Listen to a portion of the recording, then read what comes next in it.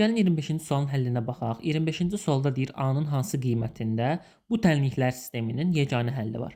Yadımızda saxlayaq. Tənliklər sisteminin yeganə həlli olması üçün bu şərt ödənilməlidir. A1 bölünsün A2 fərqlidir.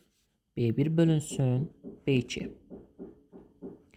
Deyə bilərsiniz burada A1, A2, B1, B2 nədir? A1 x-in qarşısındakı əmsaldır. Yəni A.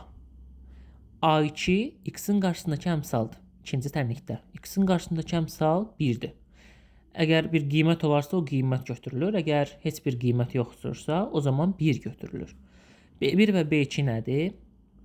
B1 -8-dir, B2 isə -2-dir. Gəlin onda bu şərti yoxlayaq. A1 bölünsün A2. Yəni A bölünsün 1 bərabərdir -8 bölünsün -2. Və burada fərqlidir işarəsini də çəkməyi unutmuruq. Onda -2A fərqli olar -8-dən. Çünki çarpaz şəkildə vurmaq lazımdır. Və buradan A fərqli olar 4-ə. Yəni A 4-dən fərqlidirsə, yəni 4-dən fərqli istənilən bir ədəd qoya bilərik. O zaman cavabımız mənfi sonsuzluqdan 4-ə birləşir, 4-dən müsbət sonsuzluğa götürülər.